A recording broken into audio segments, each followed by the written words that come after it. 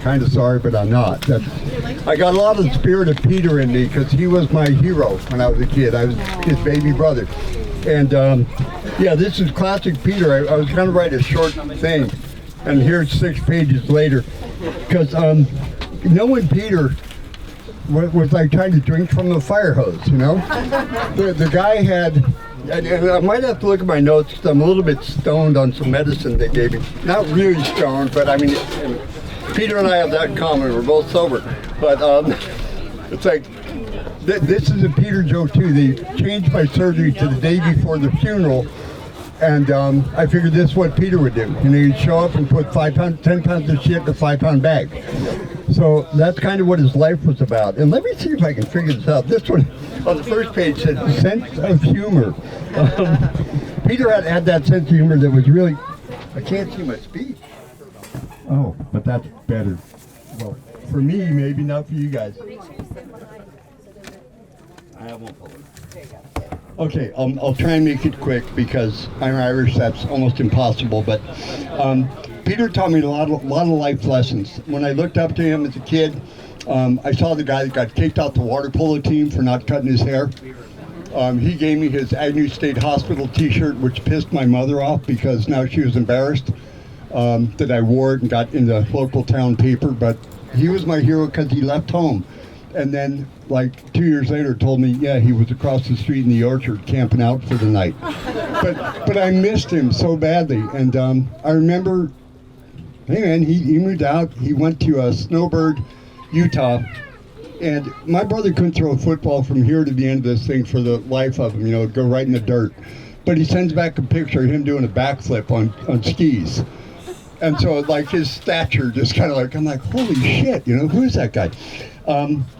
But he also had, like my hat says, you know, 0 quit, never give up.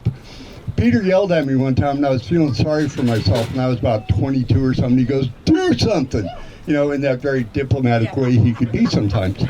And one of the things I learned from Peter, one, I love the guy because he was, ask my wife, the bear with his foot caught in a trap sometimes. You know, he's a super sensitive, loving guy, but you got to get past that exterior sometimes. So for me, for Peter, he had that never give up attitude. Like Ray Kroc, the founder of McDonald's, he was sober too in his later years. And his wife said, yeah, he went through it kicking and screaming, but he did it, you know. And so Peter in his last years, I've got some shit going on too. And I'm sorry if I swear, Jesus or God still loves me, whatever it is, you know. The thing is, he never gave up, and we talked like the day before, and he loves his family, and all this other stuff, you know, what the father was saying at the church, and sorry, Peter was a provocateur, and I got some of that from him, you know, rule breaker, mischievous, whatever you want to call it. No, he would get right in your face and like just tweak you if he knew he could, and if you reacted, you were either going to be one of his good guys or bad guys. My brother is pretty amazing. Yeah, some things we talked about, you know, like he's the kind of guy that would walk through hell in open sandals, drinking gasoline, you know. He would just tempt fate sometimes, but he would do it. He would do all those things that the father was talking about. He went to Medical Volunteers International in Somalia. He sat on my chest when I was 20 and poured scotch in my mouth out of his boot, you know, when he came down from Idaho. 2 years later, he told me about AA, and it would take me a long time to get sober, and it took him a while. But, you know, it's just weird the things we had and still have in common. So this is supposed to be a sad day, and it kind of is. At the same time, all these notes that I can't read right now or can't follow, I've had nothing but good memories of Peter for a month. You know, every time I try and sit down and write something up, even the, you know, like I can't remember if he broke a board over my back or I broke one over his back, you know, fights like that. And that's when we were adults. And I was with Peter when I got my jaw broken in a bar and, you know, yada, yada, yada, all that fun stuff. But I remember as that warm, loving, and caring guy. And, you know, my wife and I were able to help out a little bit when Jennifer passed away and Peter got injured a long time ago. And that's neither here nor there, but the essence of Peter was always there for me. You know, his spirit and his essence was always there. And he had a self-deprecating sense of humor, and you either had it or you didn't. Because we worked at San Jose Hospital for a couple of years together, and there's Don, who just walked up and said hi to me. We worked together with Peter 40 years ago, and working in the ER on a graveyard shift, you get to laugh at some weird shit, let me tell you. But bottom line is, he was there saving lives, and he liked working with kids at Stanford, and he went to different countries to help people. And what kind of guy does that, He's not the rude, provocateur guy that a lot of people think he was, and I think we all know him that knew him here. He was special, and I will miss him terribly. I could keep talking, but I'm not supposed to. I got to tell you two or three quick stories. Let's see, blah, blah, blah, blah, blah, blah, blah. Peter and I went and picked up a car in Idaho that our brother-in-law bought. It was a collector's item, David Brown DB3 hardtop, buffed down to the original aluminum. So we're both hammered. We're driving this car down to LA. We're wearing Burger King hats. The car has exhaust leak, so we're looking at each other and putting our tongues out to make sure we don't have carbon monoxide poisoning. And that same weekend, we were driving to a club. We found a tarantula, so we, of course, put it in a bag and put it in the club. We get out of the club, and the tarantula is eating a hole in the bag and is somewhere in the car. We soldier on. We tuck our pants into our socks. I'm the passenger. Peter's driving. And I wake up whenever, and I hear this weird noise, and the car is swerving. Peter had fallen asleep going down a hill, and he was dreaming about an alarm clock. It was the semi-truck driver ahead of us, leaning on his horn, and Peter woke up just in time so that the rubber mud flap went down the side of the car where my head would have been. And I feel like in a lot of respects, this is the relationship I had with Peter is, man, you got to walk towards the fire with that guy. And if y'all did, and I think y'all did, you got to know him. And he was special. And I'm going to miss him terribly. There's more stuff I'm sure I could say. Some of it might even be true. But, I get a lot of what I got from Peter. He taught me life lessons about business, like having to give the money back to the Hells Angels when they weren't happy with their product. Other stuff. More importantly, I think getting back to family. There came this day when he met Jennifer. And that wild man suddenly had found like his match in a weird way. And they were able to balance. They were that yin and yang, those two different spirits, and it really calmed him down. Shortly thereafter, I met my wife, Gail. It's been 41 years for us, and sadly Jennifer left us 16 years ago, and Peter, was terribly affected by that. But it's funny, our lives, like many of your lives, they go in different ways. So I didn't see my brother as often as I wanted to, but I talked to him the day before and a couple days before. And he tried to offer me a good deal on something, of course. That was Peter. On the calm exterior, he always had something cooking in the back. He always had something going on. He helped me and my wife buy a house in San Francisco. We found out 15 years later he put extra points on the mortgage. So I told him that 2 days before he passed, and he said, sorry. And that was it, man. And it was cool. I will miss my brother. Thank you all for coming. Grace, thanks for letting me yammer on like this. And I think I better just put this down. Okay, I've got a 7-minute segment of this that I recorded. That's it, guys. I got a plate of food because, number one, at my older brother's funeral just a few months ago, I was told to keep it short by Peter. So I'm going to respect his wishes, and I'm just going to say, everybody here is just fantastic. You all have your stories. There's a bell that was rung that Peter rung in your mind and your heart, and I think that says it all. I've got stories, you've got stories, and I just say I love my brothers and my sisters, and that's about all I can say about the whole thing. And Peter, thank you for this glorious day. Peter also loved Grace and Maddie very, very much, and Jennifer, of course. So thank you all for coming. I worked with Peter at San Jose Hospital. My name's Don, and he was great. People working the night shift there had to be on their toes because you didn't have a lot of other people around to help, and you also have to have a sense of humor because a lot of crazy things happen, especially in downtown San Jose. late at night. But the other thing, I already talked to Grace about this, but I met Grace when she was about 2 years old at a lobster feed right here at this beach. And she was sitting in a high chair and she was eating with a fork. And I was so impressed. And Peter said, "Oh yeah, she just wouldn't use a spoon. She just went right to the fork." He was really proud of her, and it's just a memory that I have in my mind because it was just so striking that she was just so confident using a fork like that. So, anyway, I'll miss him. He was a great guy.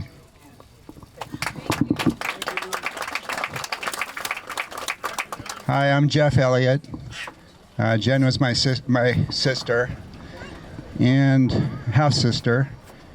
The other brothers and sisters are here. One of them isn't, who couldn't be here, but he came out after Peter passed and spent some time with Matt and Grace. But I wanted to tell you when I first met Peter was at the wedding. I was in high school. I was pretty self-absorbed. And we were asked to come up north, come to the wedding, be part of it. So I remember my first impression of him. He was a handsome guy, a little bit of a frenetic energy, ladies' man, charmer. I think the priest at the service mentioned that. I thought that was a great term for him.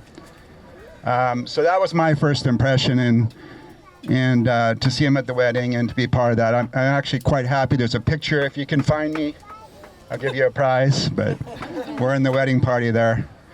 Anyway, whenever I've had someone pass, usually there's some thought that kind of runs through my head. It's some singular thought or memory or song or something. And for Peter, in 2017, my father was in his early 80s, and he was not doing too good, and everyone knew time was short. And Peter took the time to come out. And, Jen had passed in 2008, and I don't know actually how they viewed each other, but they could probably not have been two different people. But he came out and paid his respects. And for me, that meant a lot. So anyway, I'm here to pay my respects to Peter and to, in a sense, honor him in the way he honored my father. So that's my story. Thank you. My name's Abby. I was Peter's business partner at Respiratory Care Professionals. And we used to, I guess I knew Peter at one of his many wild times in his life. And so we used to take business trips to our national convention. And we hooked up with some friends from Texas and went out to dinner. And right off the bat, he insulted the maitre d', asking him where he could plug in his Hudson Bay coat at night so it stayed charged, that perfect red. And then we sat down, and somehow he convinced the waitress that as soon as you pull the cork out of the wine, you have to burn it. Burn it really good. Now, Roger from Texas is like, "Oh, this is not going to end well, I can tell." So the waitress complied. Peter had the lighter. He takes the cork, and then he rubbed it all over his face, like ear to ear, this giant mustache. Roger let out this shriek, and we got thrown out of the restaurant. And so that's just one of many, many, many stories I have from Peter. But he was my mentor, and I'll always be grateful. I really wish that I could be like Matthew and bring up a story that would bring him to life for you all right now, like Matt did for our older brother Sean last year. What was I going to say? Danny told you he and Peter were buds from the time that they grew up. We all grew up. Terry and Tim. And I was sort of there. But, yeah. So, I forget. See, this is the way I told you. Give me a second here. No, I broke his collarbone. But Peter He was hilarious. I mean, he had a sense of humor that was very, I guess you might say, deadpan. You wouldn't know he was teasing you until after you were already toast. You were roasted, you know. And then you would look back and see him just kind of half grinning. And I don't know. He was so smart. I always thought I was pretty smart, but Peter, he always gave me the impression of seeing a big picture that I just never saw. And he gave me advice, business advice that of course I never took and I should have taken. When the priest was talking about, him being a charmer in high school, yeah, he was the guy that had, the girls all around him, and they would see me and think I was one of the competition and be real angry until they realized it was his sister, and then all of a sudden they were real sweet, and that used to make Peter laugh because it didn't get him any points. They didn't know that yet. So he was just an amazing guy. He was really great, and I'm doing a terrible job because I can't find my notes, and it's hard to go through 69 years. I did want to say, I'll do Danny's speech for him. I did want to say, I talked to him just before his surgery, and it seems to me that from what I've heard, that it seems that he was rebuilding a lot of bridges, and I admire him for that, because that's not really who I am. But he did that, and he was a very sensitive, wonderful man. But you didn't necessarily see that from the beginning. I know a lot of you here have seen who he was. It makes me very, very touched and very happy to see you all here. I'm really grateful that you're here, and I wanted to thank you. And if anybody can, when you go to church next time, thank the people that gave him such a beautiful Mass. I thanked the Father, but I didn't get to thank everyone else. So just let them know how much it meant to me. It means a great deal that you're all here and saw him in different parts of his life. And then like my brothers have said before, the greatest joy of his life was Jennifer and the kids. And I know that they will think how sappy I am because I've already told them this several times. But one of the things I remember is his 40th birthday. He and I were in a bar having a drink to celebrate, and the bartender said to him, "Sir, do you have any regrets?" And Peter looked at him like being called sir was not really, he was not really happy about that. But he looked at him and he said, "I regret not having my kids sooner." And that always stayed with me because it was the truth, and it was just out there, and that's what's his great joy. And Peter, like all Callahans, I've been told, are easy to love and hard to live with.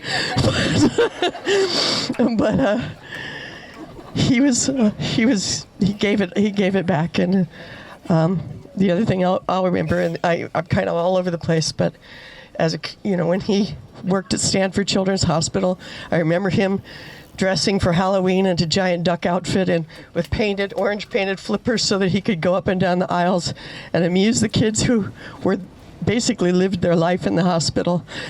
And I remember that Peter had a couple of times when he was working where, in particular there, where he didn't want to, he had a procedure to do, a respiratory therapy procedure to do. I don't know what it was, and the child didn't want it done. And so Peter said, well, you have to get it done. You're supposed to do it. They had a little argument. Suddenly Peter's supervisor comes up and tells him that child's been in the hospital his entire life. He knows more about what he needs than you do. Now this is the kind of thing it's hard to take, especially if you're an really intelligent guy and really talented guy. But he understood it. I mean, he understood what he was being told, and he learned from it, and he took it the way it was meant. And that's the thing. One of the things that I remember about him was that, yes, he had all these wonderful qualities, but he could also be humble and learn from his mistakes. And he cared more about the child than he did about his pride. And that has seemed to me to be something that has run through his entire life. And anyway, he was a wonderful person, and I'm glad you all knew that, and I'm glad you're all here, and thank you. And I want to say one thing to Peter. Peter, rest in peace. Your kids are strong and beautiful, and you're going to have a wonderful life, and you did a great job, and I love you, and I'll always remember you. And that's it for me.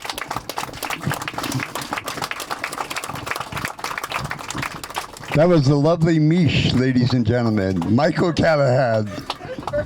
Why she gave me back the microphone? I was just here for emotional support. But I have like two stories Michael reminded me. First of all, no, Matt, I'm sorry, it's kind of gone forever.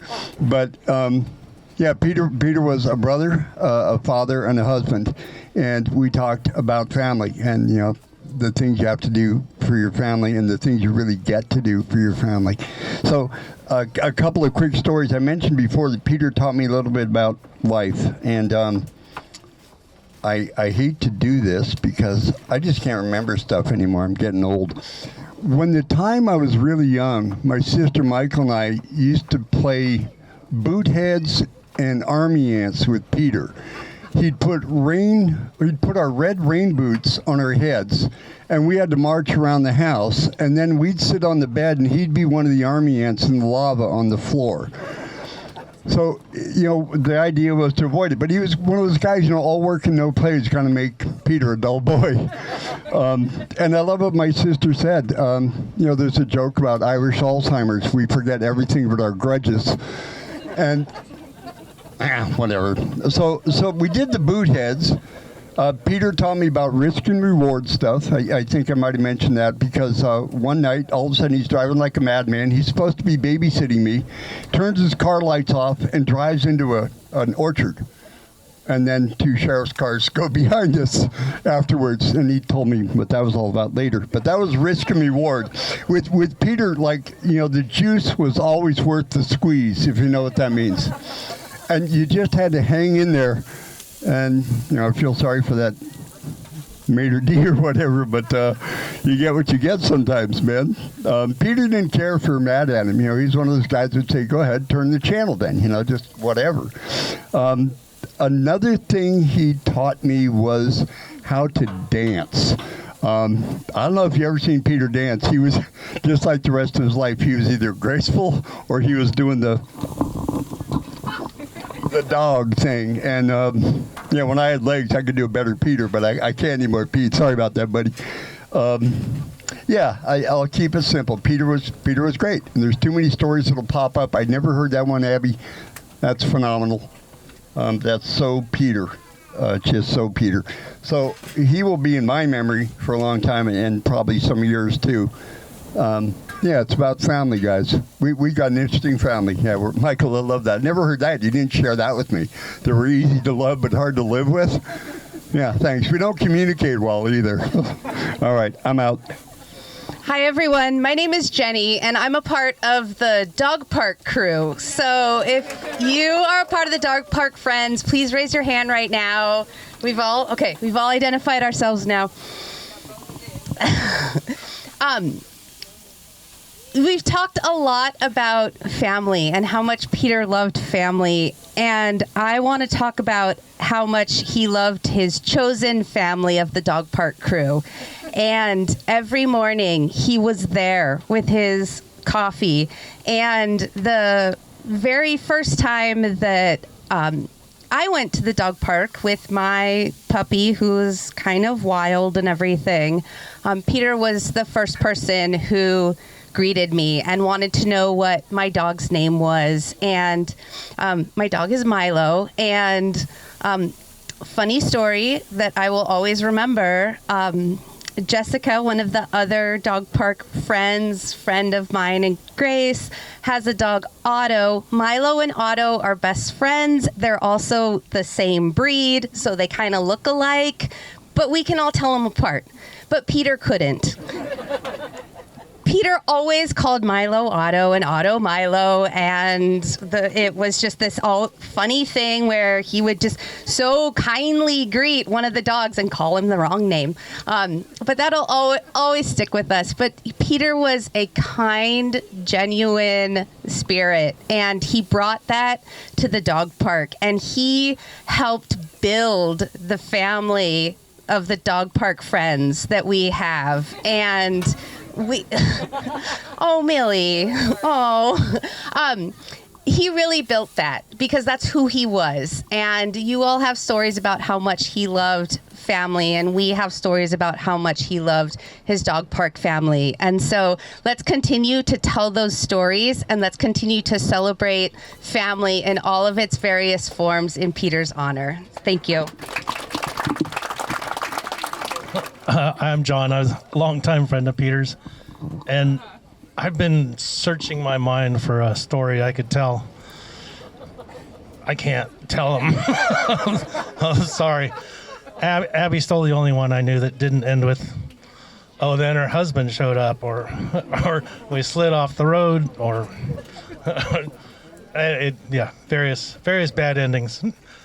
Abby did have the rights to that story. I only heard it. I wasn't there. But I was there for his wedding. He was there for mine. We were there for years before that. I was there the day he met Jennifer, and he said, I think I really like this girl. And I said, oh, I think I do too. But he was much more charming than I was. And they were right together. They were wonderful together. And he was a great friend. I sometimes think more of an idol than a friend. He was, I don't know if you know that song, Wilder Than Me. Maybe just by a little bit. But Peter was crazy. He'd go into a bar, house full of strangers, anywhere, and immediately start insulting everybody there. And he'd leave being every single one of them's best friend. I don't know how that worked. I didn't try to emulate that. It would not have worked. He was something special about him. And I don't know. I was extremely happy to be his friend and to be a part of his family. I know he's extremely, extremely proud of both Matt and Grace, and yeah, I know why he is. They're wonderful people.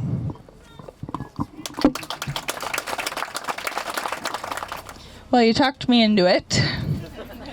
But now I'm afraid to tell you all that I used to tell everyone John was my real father.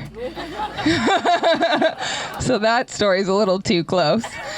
I probably won't say too much because I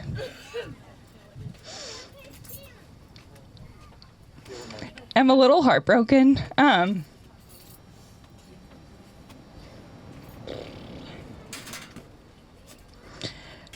We've had a long life, these Callahans. I was talking to each and every one of the siblings, and they don't do anything small. None of them. The stories could really go on forever. And one of my favorite things about being around the Callahans as a group was who did smack me over the head with a surfboard? Who did knock all my front teeth out? My dad's teeth were all fake, and I'm not sure why, but somebody hit him in the head with a shovel in his youth. Okay, well, maybe it was Danny, maybe it wasn't. But we've been through a lot, and in the recent days, going to the dog park has been stressful. But every day it was coffee and Millie, sometimes 2 coffees because no one communicates, and sometimes no coffee. And it's just going to be wild to be without him. So that's all.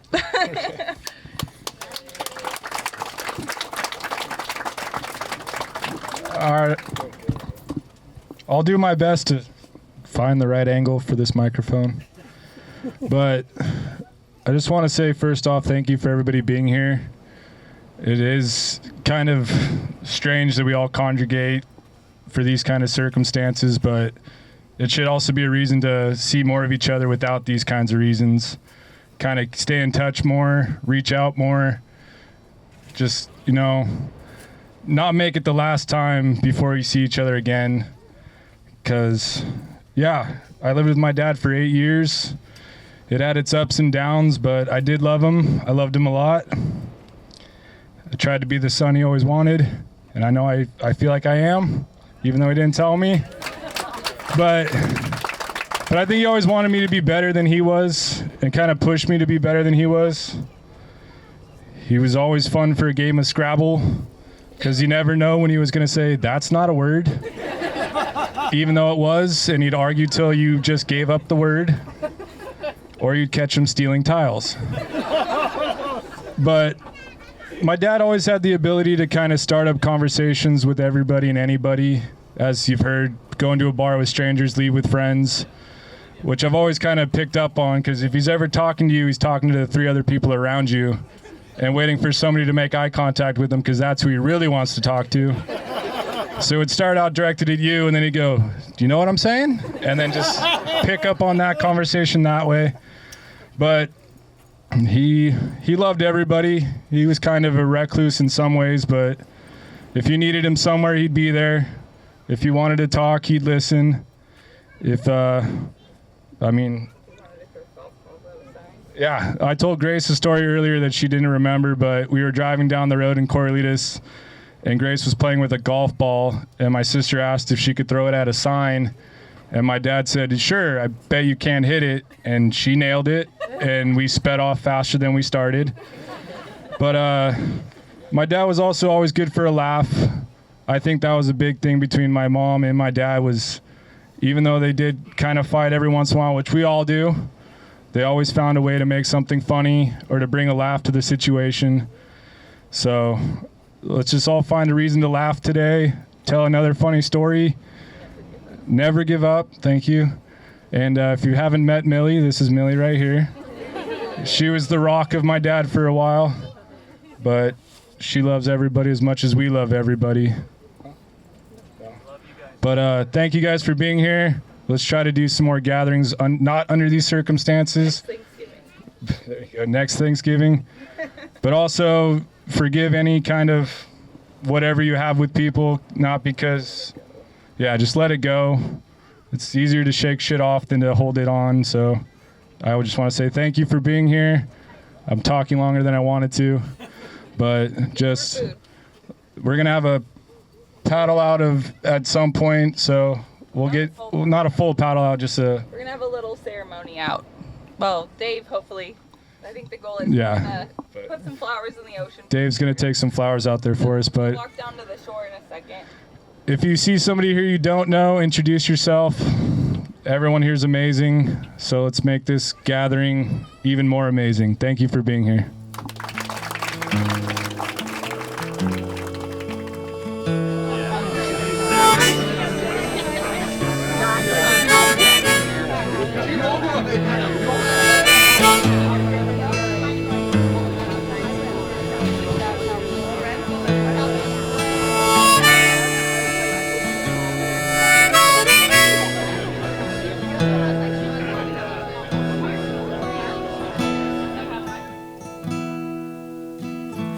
Gentle kiss, a subtle twist, and she became everything to me.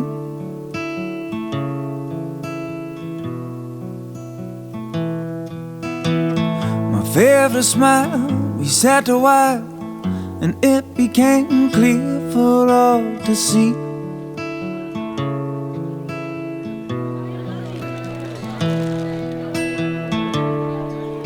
For under the street light, on an October clear night, she paints the sky.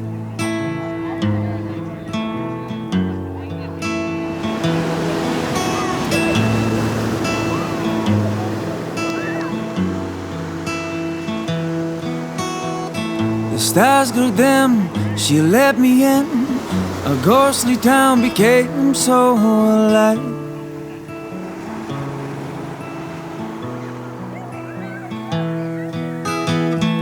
look of love sent from above, a touch that I was so long deprived of.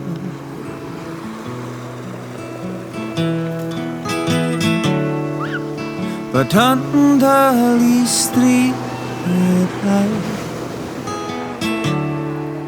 on an October clear night,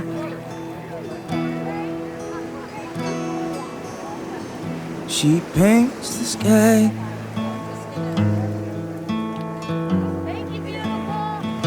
She paints the sky.